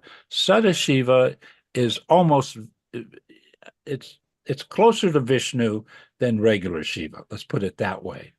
Sada Shiva is spiritual Shiva, or it's Vishnu in the form of Shiva. It's practically Vishnu-Shiva combination, like Harihara, but not exactly. Okay, but Sada Shiva is important. Why? Well, first of all, Advaita Acharya is Sada Shiva. Prabhupada says Advaita Acharya is Sada Shiva and Mahavishnu. Okay, now it's getting complicated again. How is this possible? Basically, Sada Shiva, Mahavishnu is the same. So Gopeshwara Mahadev is worshipped as Shiva, like in Vrindavan. There's Nandi. They worship the Gopeshwara Mahadev. It's a Shiva Lingam, as a Shiva Lingam. But the Vrajavasis, who have the proper understand him as Sada Shiva, that it's actually like Shiva on the outside, Vishnu on the inside, and it's all for the purpose of Leela and to help the devotee purify their issues of ego, false ego, ahankara, so that they can develop their real ego identity with Krishna. So in this sense, Shiva, only as Gopeshwara Mahadev, not as any other manifestation, can be and should be, in my humble opinion, replicated into ISKCON. Just like, for example, Prabhupada, when he came to the West, he didn't immediately think about establishing Jagannath. Jagannath came to him in San Francisco, and he recognized Jagannath wanted to be part of the Hare Krishna movement and spread all over the world with Rath Yatra. So he did that. He replicated the metaphysical principle of Jagannath deities in ISKCON, and as a result, there's hundreds of ISKCON temples with around the world, not just in India, around the world, with Rath Yatras and Jagannath deity worship. That was unique. That was something. That was definitely not what Bhaktisiddhanta told him to do. Not at all. In Bhaktisiddhanta's Gaudiya Math, I think there's like one temple that worshiped Jagannath. Their mood was Radha and Krishna and Chaitanya. So the point is this: certain deities are meant to be replicated. The principle can be replicated. So just as Prabhupada replicated the principle of Jagannath, and Bhaktivinoda Thakur was the first one to replicate the metaphysical principle of Gopeshwara Mahadev in Navadvip, at Yoga Pit, there's a shrine there established by Bhaktivinoda Thakur. There's two Shiva lingams there. One is Dikpala and one is Gopishwar Mahadev. Then Shivaram Swami in Hungary, he established a shrine to Gopishwar Mahadev over 20 years ago. Now, the next Gopishwar Mahadev shrine is going to be established in Germany, in ISKCON. So for me, it's just a matter of time before other ISKCON leaders see this is the way forward. It should not be condemned, but actually welcomed. But Nanda Maharaj is Shiva Bhakta. Nanda Maharaj is worshipped of the Shiva. Yes, but the point is, we cannot follow the Vedic culture. We're following Daiva Varnashram. The distinction is this. A lot of devotees get this mixed up. We're followers of Lord Chaitanya and Daiva Varnashram system, meaning we look at just like we're reading now KrishnaBook, this incident of Rukmini and Krishna and Rukmini worshiping Durga, this is 5,000 years old. This is part of the Vedic culture, yes. So we learn from the Vedic culture, but we don't necessarily follow the Vedic culture. We adapt parts of Vedic culture according to three principles: time, place, and circumstance. That's called Daiva Varnashram. Time, place, and circumstance. In other words, you cannot apply all aspects of Vedic culture in London. It doesn't work. You're in the West. But according to time, place, and circumstance, you learn from the Vedic culture and you adapt certain things and apply it. That's just like, for example, Prabhupada, when he came to the West, he knew the Western culture, when it came to like ladies, is different. He had to establish a brahmacharini ashram. And he knew his godbrothers back in India would criticize him, but he didn't care. He knew that without a brahmacharini ashram in ISKCON would not be successful, and he was right. That's an adaptation according to time, place, and circumstance. It's not in Vedic culture where there's brahmachari ashram, but not brahmacharini ashram. So my point is, according to time, place, and circumstance, we can adapt certain things from Vedic culture, but we're not meant to replicate everything of Vedic culture into the West. That's a misunderstanding. We're followers of Daiva Varnashram, not Vedic Varnashram. It's a subtle distinction. Yes, Prabhuji. Makes sense? Yes, Prabhuji. I think the bottom line is worshipping Shiva from a spiritual perspective. The intention is different. Here it's the intention. It's all about the intention. What was the intention of Rukmini? She wanted Krishna. Yeah. What was the intention of the gopis? To worship Katyayani, to get Krishna. And anyway, that's another topic about the gopis worshiping Katyayani, but that's similar. It's similar. Yeah. And the gopis worship Gopishwar Mahadev too, although that's not in the Bhagavatam. That's the understanding of why the Gopishwara temple is there. The gopis worship Shiva and Katyayani. But it's a matter of the intention of the devotees. So then sometimes the devotees will say, well, if you establish a shrine to Gopishwara Mahadev, the Indians will come with all the material desires to Lord Shiva and pray for that. And that's true. They will. But my counter argument to that is they're already coming to the temple in front of Radha Gokulananda, Sitaram, Lakshman, Hanuman, praying for the material desires. That's already going on. It's up to us to educate them, to bring them to a higher level of bhakti so that they understand what is pure devotional service as to compare to a mixed devotional service, karma mishra bhakti or jnana mishra bhakti. So with a way of establishing a shrine with the proper prayers to Gopishwara and the proper You could have like a 5-minute video explaining it. You know, you could have a QR code that leads people to my Gopishwar article. It could all be done with modern technology very easily, so that at least people are given the chance to understand in the Hare Krishna movement, we do worship Shiva, but a very specific form of Shiva. And when that's done, that's welcome, that's wanted, it's valuable for our spiritual life. But we do not embrace Shiva willy-nilly. Just, we're not going to go to Wembley and worship Kameshwara. Let the people who are full of Kama go worship Kameshwara, and those who want to advance in Krishna Bhakti come worship Gopishwara. Shravati, very well explained. That makes sense to me. Yes, Shravati. Anyway, it's a matter of convincing the leadership. Right now, I've discussed some of these things with Keshwar Maharaj. He understands, but he's also hesitant to do anything until there's a full-fledged, GBC and management at the manor. It's properly in place right now. It's Vishaka Mataji is the temple president, but she's retiring, so there's kind of a management vacuum. But in terms of the understanding, certainly Keshwar Maharaj understands it. He's hesitant to do anything about it. But I'm also convinced if something like that were to be done in London, you have to have, as a kind of a criteria for introducing Gopishwar Mahadev, you also need the worship of Giriraj. The reason I say that is the mood has to be Vraj Bhakti, otherwise Gopishwar Mahadev doesn't fit in.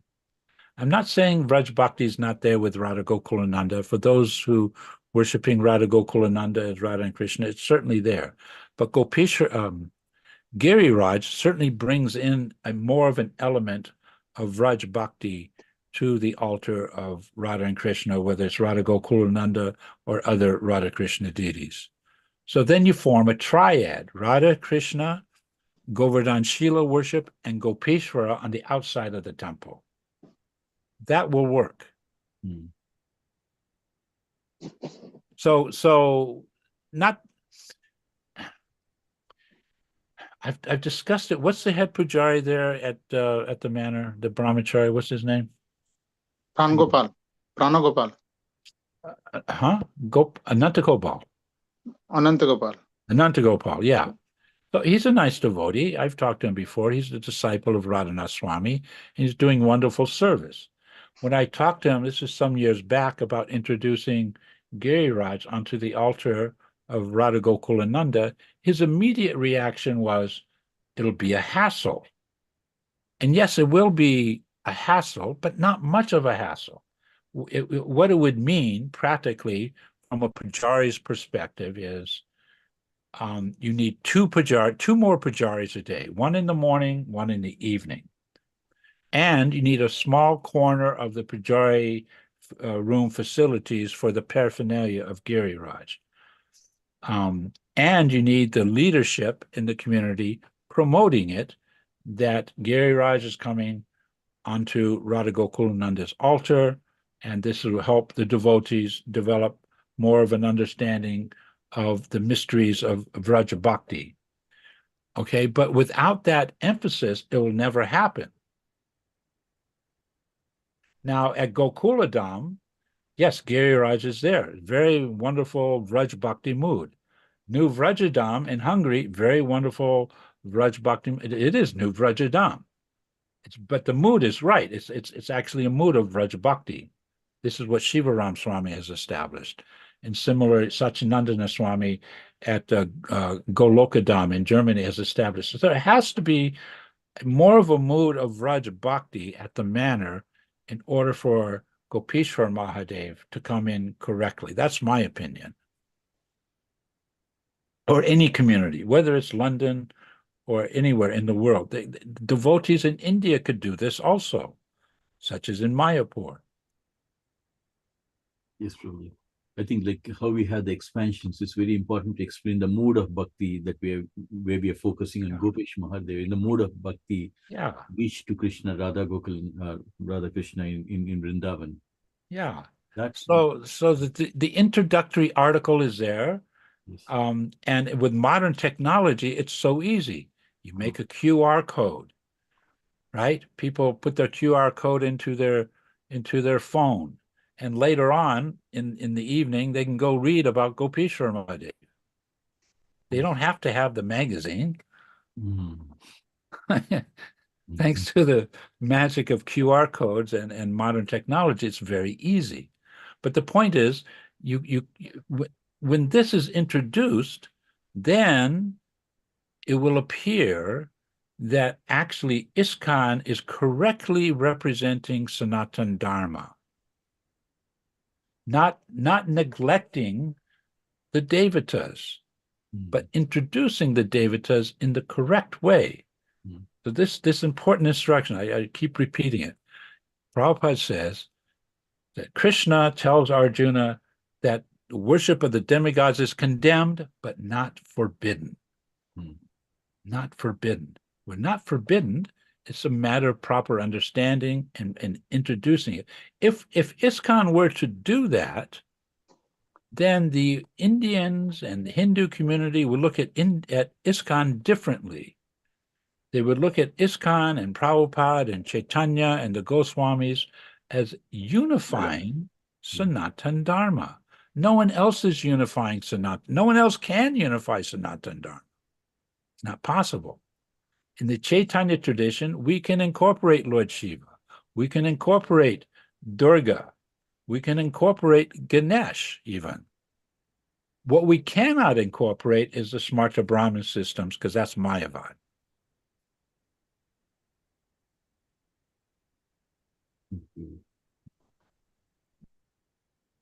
It would propel ISKCON in a much bigger way around the world, and certainly here in London, if we can do it here in London. But it's certainly something I've been thinking about a lot, and I've been working somewhat with Keshwar Maharaj. I want to have more in-depth conversations with Keshwar Maharaj so he gets it.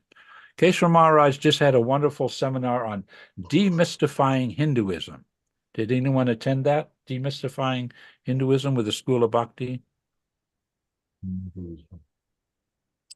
Anyway, it was very nice what he said, but he basically didn't go over any of the material about how, what we're talking about tonight, Hinduism in terms of demigod worship, and how ISKCON is, we don't condemn demigod worship, although most devotees do. What we need to condemn is the materialistic worship of the demigods. That's condemnable. But the worship of Lord Shiva as Gopeshwar Mahadev is not at all condemnable.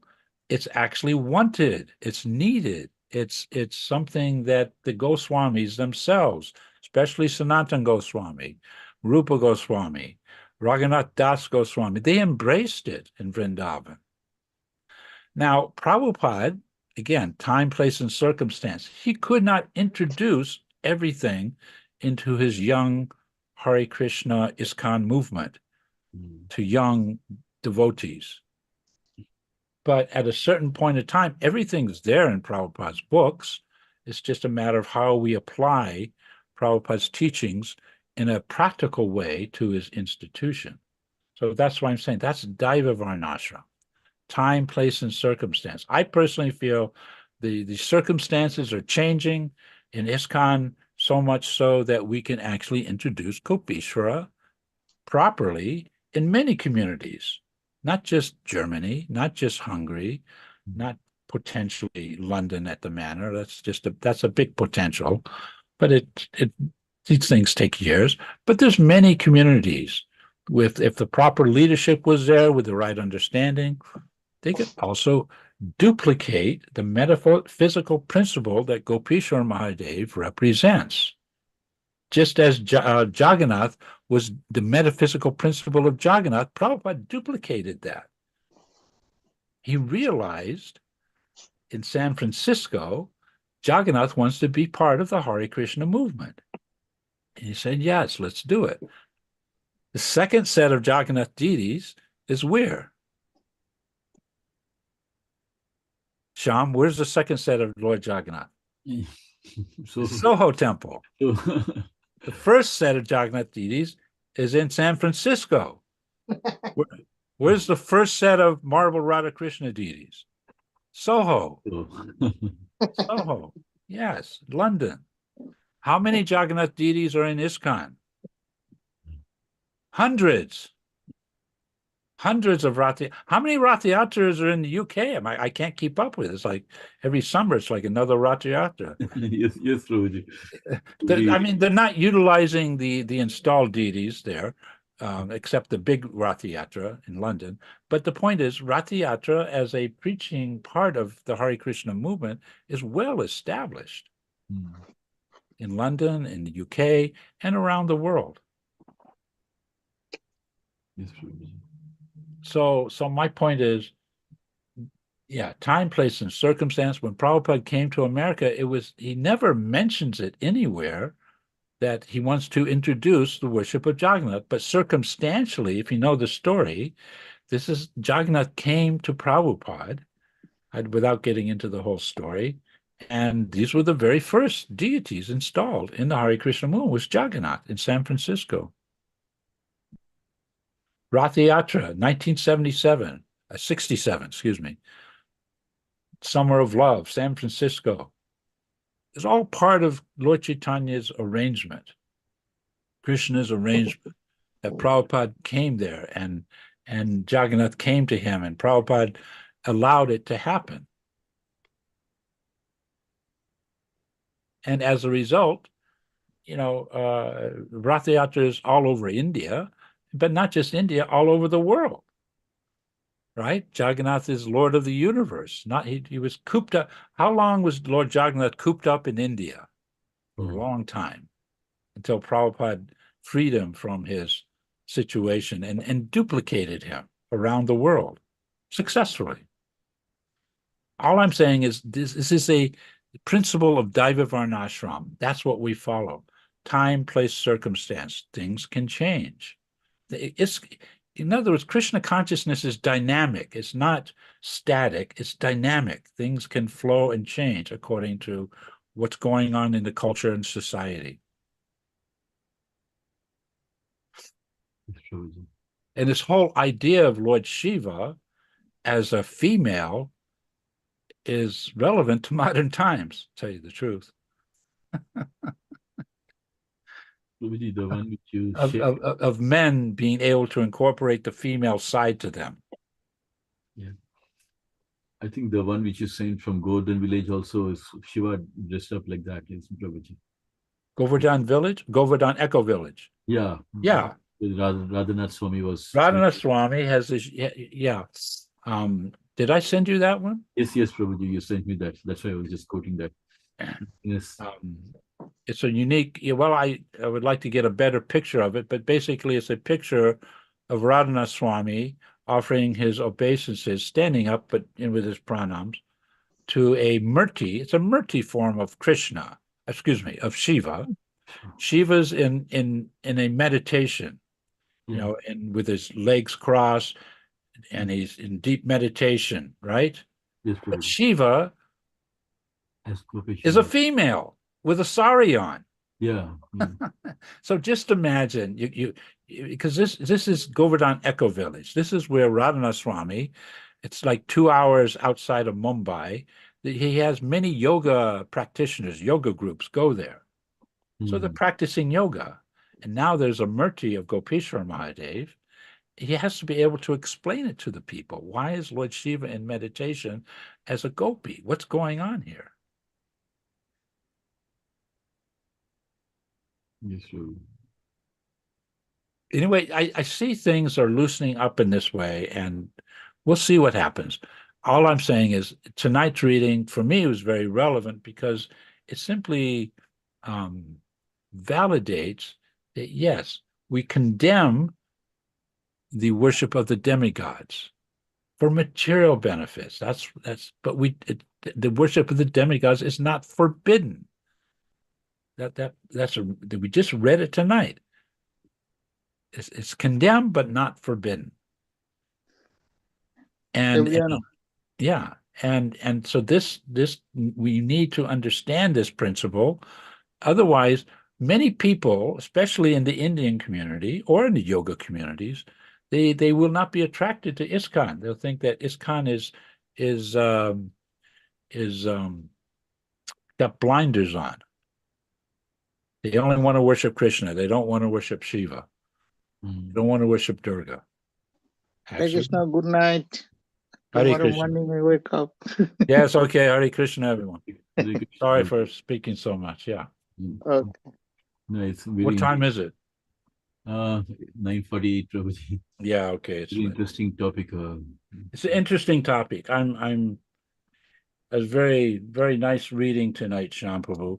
But yeah, I wanted to give my 2 cents worth on there's a much larger picture based on this story of Rukmini and her worship of Durga to get Krishna. Yes, Prabhuji. That's, yeah, I think understanding in the right perspective is very important. So we'll see how it all unfolds. yeah, yeah. Definitely. Anyway, it's late unless anyone else wants to say something. Yeah, Prabhu, yeah, you were mentioning just quickly, I will not take long, that where the Prabhupada mentioned that the 4 children, whether it's there in the Bhagavad Puran. So I was going through Canto 10, and I think chapter 46 or 45, I did remember, verse number 46, where in the Sanskrit, I will not read, I'll just read the translation, where it says, Princess Rukmini prayed, O Mother Ambika, wife of Lord Shiva, I repeatedly offer my obeisance unto you, together with your children. May Lord Krishna become my husband. Please grant this. So, I mean, for children, it says santana. I mean, swa and santana. So, namasye tvambike bhikshnam swa santana yutam shivam huyat patir me bhagwan Krishna tad anumodatam. So yeah, santan, I mean, of course, Shiva and santan. So that she's saying children, but there's no purport to it. It's only translation, which is verse 46. But in the Krishna book, where Prabhupada gives this purport, he has mentioned, like, Yes, about okay, 4 but children. in the actual Bhagavatam, it does not mention Lakshmi and Saraswati and 2 daughters. It just No, says it only says children. santan. Santan means children. So yeah. Yeah, okay. Well, okay, that's fine. But Prabhupada says there's 4 children, and during the Prabhupada era, as far as I know, no one questioned him about this. Yes, we read Krishna book, but we didn't really think about it. Prabhupada says it, and we didn't think of it. But yeah, it would have been interesting to ask Prabhupada, what do you mean, the 4 children, Lakshmi, Saraswati, Ganesh, and Kartikeya? You say it in Krishna book. And see what kind of answer Prabhupada would have given. Anyway, that opportunity is not there. But Prabhupada said it, and yeah, I just don't know of any other reference. Maybe some commentary by Vishwanath Chakravarti Thakur. Maybe it can be researched a little bit, or other commentators on the Bhagavatam, the children of Shiva and Durga being 4 rather than 2. 2 sons, 2 daughters. Anyway, Prabhupada said it. It's just that's the only reference is the Krishna book. Prabhupada said it without any clarification or a purport. Sometimes Prabhupada's teachings are like that. He gives statements, and it's like, okay, they need more clarification. This is one of them, I think. It's a big deal. Did Shiva and Shakti have 2 sons, or 2 sons and 2 daughters? Well, according to Prabhupada, in this one reference, 2 sons, 2 daughters. But there's no other reference like that. Anyway, good. Thank you very much. You found in the Bhagavatam itself, it just says children. It says chapter 53, Canto 10. Yeah. So Rukmini is worshiping Durga along with her children. Fine. That makes sense too. So and Ganesh is there too, in the temple on some level. See, we don't worship Kartikeya. That was never part of the Goswami's mood. But Ganesh has his place, according to the Goswamis. And certainly Lakshmi Devi, like Lakshmi Narayan, or Lakshmi, Lakshmi Vishnu, Lakshmi Nrsimha, and Saraswati. Saraswati is a complex topic, but Saraswati is worshipped by the Brahmins in chanting Gayatri mantra. So Saraswati also, but it's very mystical how Saraswati manifests in the form of Gayatri. So if the Goswamis had Ganesha Murti, Prabhuji, so in a way that normally people worship Ganesha for removing obstacles, but so removing obstacles on the way. We don't worship Ganesh. We don't put Ganesh on the altar like a Hindu does, right? Yeah, we put don't. them. It gets into the fine distinction. What's the distinction between a deity and a murti? And basically, it goes like this: the deity, the installed deity, like we have in ISKCON, they accept puja according to Pancharatrika Vidi, 6 offerings a day, 6 artiks a day, so much puja, so much ritual and ceremony around the deity, and they accept our prayers. The murti is a form of, whether it's Krishna or a form of Lakshmi or Saraswati or Ganesh, it's a form. Murti simply means a form, but it doesn't accept our puja and worship, but it accepts our prayers. So Murti accepts our prayers, but not puja. Deity accepts prayers and puja according to specific rules and regulations. So the deity on the altar, once they're established, once the prana pratishta is there, then it's like a regular commitment that has to be met every day of the year. Going on into the future with the mentality that the puja, the worship, should gradually increase in its opulence and its potency. That's the mood of the pujari, is to think how to increase, how to make new outfits, how to make it nicer. So the deity is specifically it's a Krishna form, but it's distinct from the Murti form, which is just so. So the Goswamis, they took the Murti of Ganesh, putting it above the temple, either the temple room or the temple doorway in Vrindavan. So the idea is the pilgrims coming to have darshan of Radha and Krishna, there's Ganesh.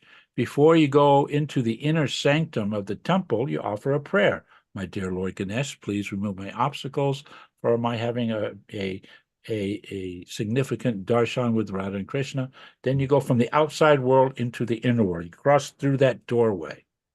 That's where Ganesh is. But it's a murti, not a deity. You don't do puja to the murti of Ganesh. That's the proper way to introduce Ganesh into ISKCON. That's what the Goswamis did. Now, did Prabhupada say to do that? No, he didn't. I know he didn't. Again, time, place, and circumstance. He couldn't. It would have confused the devotees.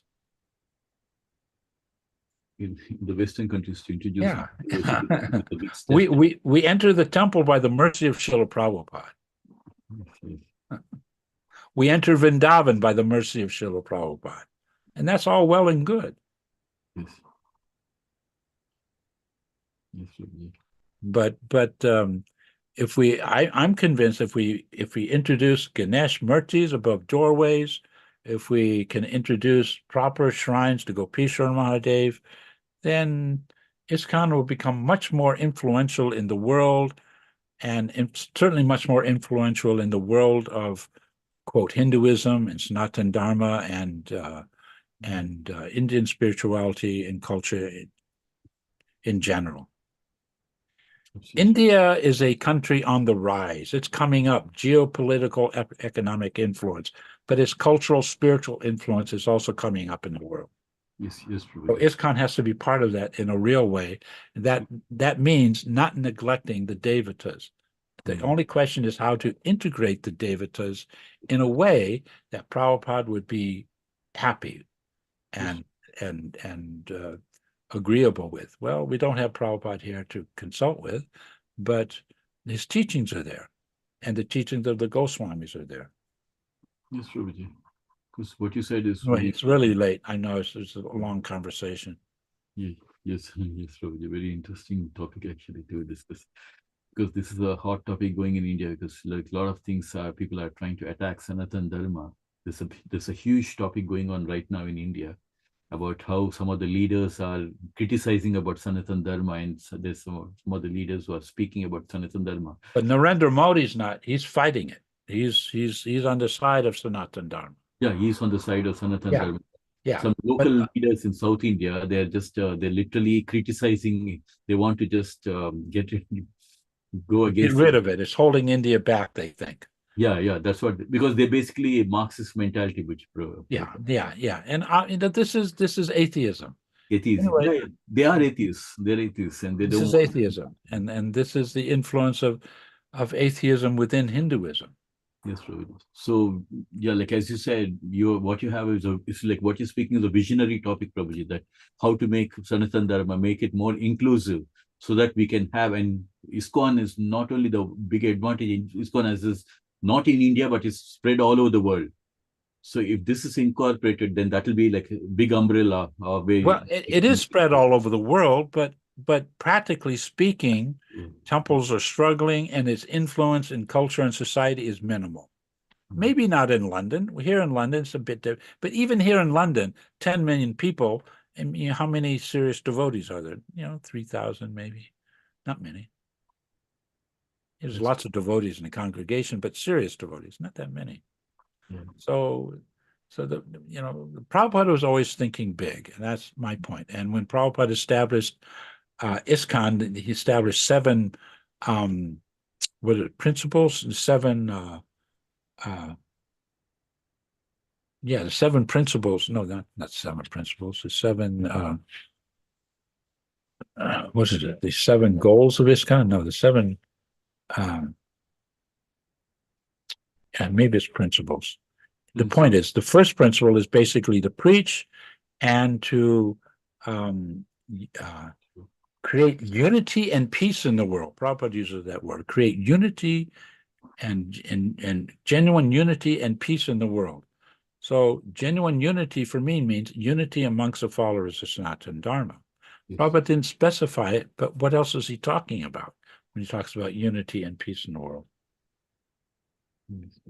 So that was in 1966, Prabhupada said that. That was before ISKCON was anything. But he had a vision for ISKCON, and it was a big vision. Yes, Prabhupada. And anyway, ISKCON is relatively young. But we passed 50 years of ISKCON, more than 50 years. Well, what's the next 50 years? What's the next 100 years? If ISKCON cannot grow into a movement that incorporates the Devatas correctly, then I personally feel it'll stay small time. Not that it'll disappear, but it just won't be what Prabhupada wanted. That's my opinion, and I'm willing to talk to any devotees about it, because, I think it works. Yes, it can work, but it requires some visionary spirit, certainly. Definitely. And thinking about ISKCON and protecting ISKCON. ISKCON is Krishna. ISKCON is Krishna. And just like, Kartik month is Mother Yashoda and her relationship with her son, Damodar, Krishna, the Vatsalya Ras. So in one sense, by thinking of ISKCON as Krishna that needs to be protected, that's also a kind of a form of Vatsalya Ras.